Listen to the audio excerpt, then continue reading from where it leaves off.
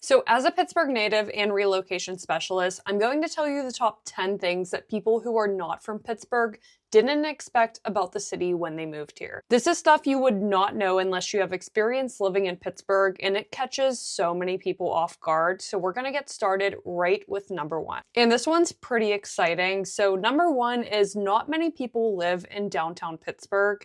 A lot of different cities, sometimes you'll see a lot of living centered into their downtown area, but it's not really like that for Pittsburgh. We don't have a ton of downtown options. We do have condos downtown, and the Strip District is a part of our downtown area, and that's where you see more people living when it comes to kind of that city living, especially if you want to be in the central of it. But what we also do have is a lot of city neighborhoods. So a lot of times people would opt to get a property and a house in a city neighborhood compared to a condo downtown, and the options are pretty limited, but that's actually changing right now. This morning, they announced a $600 million investment coming into revitalizing downtown Pittsburgh. And what this is really going to do is make it a livable neighborhood. Downtown's very nice. You do have parks, you have restaurants, you have riverfront trails, and a lot of exciting things. But it was never that central hub for living. There's really limited options for condos, and they're really changing that. So with the $600 million investment, what you're going to see is a lot of skyscrapers turning into apartment buildings and luxury hotels. So over the next 10 years, I really believe that the landscape of downtown is going to change, especially with a lot more condo options, where you're going to see it as a more livable, like a live, work, play environment where entrepreneurs and people who are involved in working in the central part of downtown are going to live there as well. It is a very walkable downtown, and it's not too large. So this is really going to bring a lot more people seeing downtown as an actual neighborhood and an option to purchase a condo and live in the city. Number two, our roads pretty much suck. I'm not going to sugarcoat it. We have lots of potholes, lots of steep hills, lots of construction going on, and honestly, a lot of narrow roads as well. Depending on the neighborhood you're in, you're going to see some roads that are super narrow, and whenever they have the street parking on both sides, you're basically driving through hoping to save your life that you're not going to hit any car on the side. And it's just a Pittsburgh thing. I mean, we're a very old city. We were built for horses and carriages, not necessarily cars. So definitely had to adjust to that environment. And once you get out to the suburbs, it's a lot better, especially if you're looking at areas like the North Hills. It's a lot newer. You have newer roadways. It's a lot more spread out compared to, say, the South Hills, where things are more closer together. But then again, you don't have that luxury of walkability in the North Hills like you do in the South Hills.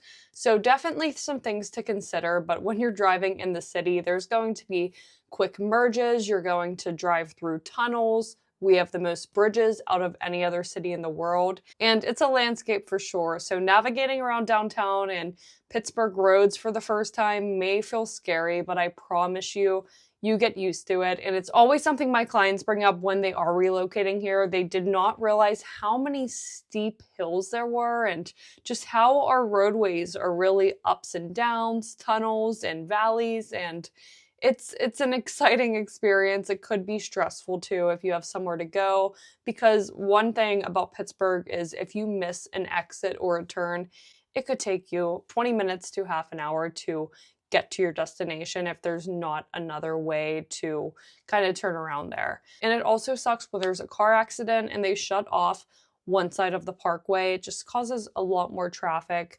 And honestly, sometimes you're at a standstill. And again, with that tunnel traffic, if you've seen this channel before, you know we talk about tunnel traffic a lot because that's our main traffic here in Pittsburgh. We're not going to compare to LA or New York when you're looking at traffic, rush hour, commute times, but I mean, it can add about 20 minutes to your commute if it is during rush hour, and it's because a lot of people slow down before they enter those tunnels. So driving in Pittsburgh, it takes some experience. You will get used to it, but I want you to keep this in mind just to expect it if it's your first time here. Number three, a favorite for so many people who move here and buy properties from us, is the affordability. So affordability, our average purchase price is around like $275,000 for a single family property. But affordability, it could range a lot, meaning taxes can be very different neighborhood by neighborhood and county by county, and that even goes for like sales tax and things that aren't related to your property. For example, you're going to have a higher sales tax in Allegheny County compared to other counties like Butler, Westmoreland, Fayette County, so that's something to consider, but also transfer tax. Now, in the city of Pittsburgh, the transfer tax is around 2.5%. If you add on the other 0.5% for PA tax, then you're looking at a total of 3% transfer tax on the purchase price of your property in the city limits. But if you get outside of the city limits into some suburbs, then it varies suburb by suburb, but you're looking at 0.5% compared to 2.5%. So could make a big difference, especially if you're an investor, you're flipping a lot of properties. That transfer tax can add up, especially if you're looking at a higher purchase price as well. You're going to see that transfer tax be kind of a showstopper. And whenever you're looking at housing affordability, it varies a lot, again, neighborhood by neighborhood, depending on the school district, depending on the housing inventory, depending on the desirability of that area. You could see some averages of 500,000, where other averages around 200,000. It really does depend on the area, and I mean, that's something we do. We are relocation specialists, real estate specialists here. So we help you navigate all of our different areas, which ones are going to be the best fit depending on what you're looking for, if that's a good school district, if it's something affordable but still close to the city. We could really help you narrow it down and get a great understanding on what the purchase price looks like in all of these different neighborhoods and what you're going to get for that price. Some areas you might get a condo for $200,000. You may get a 2,500 square feet house for the same price. And then when you look at items such as your food, your hotels, your public transportation, that all tends to be a lot more affordable than other cities. Hotel stays are super affordable. And just from traveling, I travel a lot, and looking at a price of like food and a drink in Pittsburgh compared to Nashville or other major cities is a big difference. I would say Pittsburgh overall a good bit more affordable than all of these other cities, and it's nice because just overall living is pretty affordable here in Pittsburgh, so it's why a lot of people move here, the cost of living and the cost of real estate. So it's a pleasant shocker. Either people know this coming into the city, or they just didn't expect for them to have so much extra change left at the end of the year. And number four, this one's very important. We have a lot of old houses here. Now, what does that mean for you? Well, it may mean a very long inspection report if the sellers didn't keep up with the maintenance on the property. It might mean wet basements. So what you will see in a lot of our properties is sump pumps and French drain systems. These are two efficient ways to keep the water out and keep your basements dry. Other people coming from a lot of parts of the country didn't even realize like wet basements was something that they had to deal with or adjust to, but it's extremely common here. It shouldn't scare you. You should just make sure everything's set up properly. So the property grade looks good. You're getting a thorough inspection report. Do they have a sump pump or a French drain already? And also, are the downspouts directed properly? So another thing you're going to see with these older properties is going to be potentially foundation issues and potentially sewer issues. And the reason I mention these two things is because they are the most expensive items, and they could be a shocker for a lot of people from out of state that haven't even dealt with older housing stock. So when you're looking at foundation issues, there are a lot of different factors that could go into this, but you definitely do want to get an inspection report, and you may want to look into getting a structural engineer to come out as well if the property has some red flags to it. But obviously you want to look out for any bowing in the walls, any cracks in the foundation that do not look like normal settlement cracks. And what a lot of people see in our properties is you'll walk in the door, you'll walk around the property, and the floors will literally be slanted one way or another, where, I mean, we show homes every single day here. We've shown thousands of properties, and if we're in the wrong area, the property's at a discount price, it's usually for a reason, and it's usually because of the floors and ultimately foundation damage. So my father actually owns a construction company here in Pittsburgh along with roofing, and he's been doing it for 30 years, also invests in properties. This is always a good resource we could provide to our clients whenever we are looking at properties, but foundation issues is not something that you want to play around with. You always want to make sure to get that thorough inspection report, and we've seen a lot of bad homes in Pittsburgh, so just beware and keep your guard up, especially if you're looking at very old housing stock, because we have housing stock all the way in the 1800s. But what's nice is we also do have tons of new construction, tons of different builders like Infinity Custom Homes. You have Miranda, Ryan, DR Horton, DRB. There are tons of different builders here and more mom and pop custom builders that do a spectacular job. Tons of our clients actually opt for new construction, and that way you don't have to worry about all of these different things about the older housing stock. We find it's an option a lot of our clients from California really appreciate because it just makes them feel a little more at home with the newer housing and either being further out in the suburbs or getting a nice new construction townhome in the city. And back to that one point regarding sewer scopes, a lot of them are made from terracotta. We always have our clients get a sewer scope inspection whenever they're going through inspections because we've seen costs as high as $18,000 for collapsed sewer lines. And this is something that is very important to check out so that you could negotiate this with the seller or get sewer line insurance, just depending on the situation. But sewer lines here in Pittsburgh, I always recommend getting those scopes so there's no tree roots, so there's no cracking, so there's no collapses. And trust me, we have seen it all. But in these old houses, you just really have to know what to look for, and that's why people contact us every single day. We're the #1 relocation team here in Pittsburgh. We help people purchase properties, sell their properties, find the right areas to live. So if you are moving to Pittsburgh, feel free to reach out. Our contact information is in the description below always, and also here up on the screen. And we could really help you take care of all of the stressful aspects of moving here and purchasing a property. And this brings me to point number 5, which is all of our different neighborhoods. People do not expect us to have 90 different city neighborhoods that are all very different. So a lot of cities have lots of different neighborhoods to choose from, and Pittsburgh is definitely one of them with over 90 options just in our city limits. But what makes it so different is each of these neighborhoods really has its own culture and life to it, where you could literally be a minute away from a neighborhood and feel like you're in a completely different city. It's honestly pretty crazy, but it's pretty cool because each of them really do carry their own sense of community, and it's all small little towns into one big city. So it's really interesting, but again, that's where you really want to know what you're looking for in an area. If you want walkability, if you want retail, if you want more mom and pop shops, if you want access to certain things, then it's really going to come down to what neighborhood you choose. Some areas of Pittsburgh are more developed than others, some of them are more industrial than others, and some of them have a lot more to provide than others. So you want to keep that in mind, but you also want to keep in mind the personalities of these areas, such as Lawrenceville, where that's our hipster central. That area has been completely renovated over the past decade.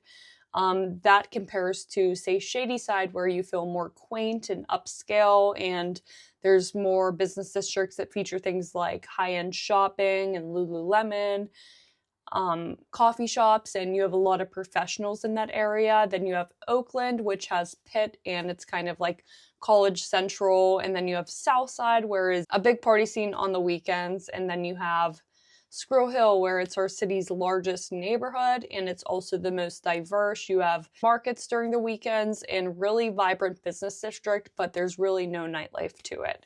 So it all depends on what you're looking for, your lifestyle. You tell us 2 to 3 things of what you like, and we can match you to the right area instantly. It's really what we specialize in. We grew up here. I know every single inch of the city like my backhand. So it really helps you out-of-staters get to know the city, and with all of our knowledge on the city, we could truly match you to that right spot to live. And besides all the city living, we also do have a ton of different suburbs. A lot of them provide your highly rated school districts, your nice amenities, and quick access into downtown. But which suburb you choose is also going to make a big difference in your daily life. So if you are looking at the North Hills of Pittsburgh, that's where you don't have any tunnel to get into the city. So it tends to be the best and easiest commute. If you're looking in the South Hills, that's the only suburb with the trolley that takes you into the city. So if you're someone without a car or wants to navigate more public transportation or go out on the weekends and not drive, the South Hills might be a good option. East, you don't have as much luxury amenities or nice shopping like Whole Foods and Trader Joe's, but you do have more affordability over there. And then over the west, that's where you have a good bit of space, nice shopping centers, and it's kind of that healthy medium between affordability and amenities. I mean, it goes way more in depth than that because in each of these areas, you might have like 7 highly rated school districts to choose from, and it comes down to if you're looking for like a bigger district, maybe a smaller district with more personalization, or you're just looking for a mid-range and affordable. So varies a lot, but if you're looking for new construction, that could also play a huge factor in what suburb you choose. Number 6 is going to be the weather. Now, this is something that really shocks people because they do not expect, they know that we have 4 seasons. They do not expect sometimes to experience all 4 seasons in one day. Pittsburgh weather changes so fast, where it could literally be like winter and summer in the same day. And maybe I'm over exaggerating, but sometimes in the winter you'll have some snow, then the sun will come out, it'll feel all warm, and then it'll get freezing again. And in the fall, I mean, you might have a 50-degree fall day and then a 80-degree fall day, which we just experienced now. So Pittsburgh weather, it's pretty up in the air.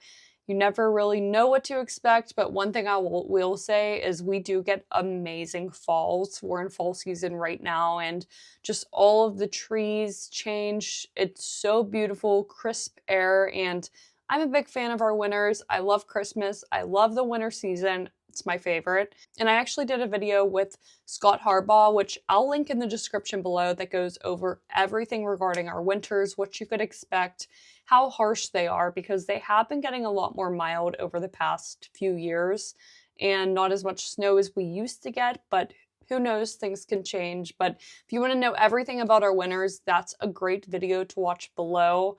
Otherwise, our summers, they're not extremely hot. They're actually very comfortable summers. But overall, it's really comfortable. One thing people do say is it rains a ton here. And this year, I feel like it's an exception because we had gorgeous weather like almost every day. It barely rained, but maybe like last year and the year before, it rained a lot heavier and you're getting rainfall like every few days. Some say it rains more than Seattle. I'm not sure if that's true, but definitely not this year. Number 7, let's go Steelers. People do not expect how big of a sports town we are. So we not only have the Steelers, we have the Pittsburgh Penguins, which Stanley Cup champions, and then the Pittsburgh Pirates. And it's not just that we have 3 major sports teams, it's the culture and the passion that our sports fans show. I mean, you're going to see crazy tailgates before all of these games. Some say we have the craziest fans that really, I mean, we will stick up for our city. If anyone puts it down, you'll see fights, you'll see just so much passion, and it's truly a bigger sports town. We do have tons of sports bars, so those always get crowded after the games, and every single person you see is dressed to the T in black and gold, beer in their hand, and they're ready to cheer for Pittsburgh. And if you put them down, I mean, there might be a fight, so be careful with your Pittsburgh fans because we are hardcore when it comes to that. I'm not super into sports myself, so it's not like you have to be a big sports fanatic living here, but for you, I would just expect to go into a sports town, and if there's games going on, downtown's going to be very busy, tons of people walking, driving, leaving the games, and going to the bars. So if you're not into sports, maybe live in the suburbs or don't come downtown during a peak Steeler game. And although I say I'm not like super into sports, but of course, I'm from Pittsburgh, I grew up here, it's like in my blood. Always a Steeler fan, always watching the games on TV with the family. It's always a big Steelers party, especially when you get into those playoffs and the championship or Super Bowl. You see what I mean? Number 8, this is something that really catches people off guard, and it's how strong our arts and culture scene is. It's very vibrant. We have lots of different art festivals, such as Shadyside's annual one, and many different art festivals, many impressive artists here in Pittsburgh, many beautiful murals you'll see being painted. But not only that, I mean, we're home to the Pittsburgh Symphony Orchestra. We have the Benedum Center, which features a lot of impressive shows. We also have the Cultural District, which is really, really cool. Tons of different performances and tons of museums, such as the Andy Warhol Museum. There are lots of different performances and museums that you could go to here in Pittsburgh.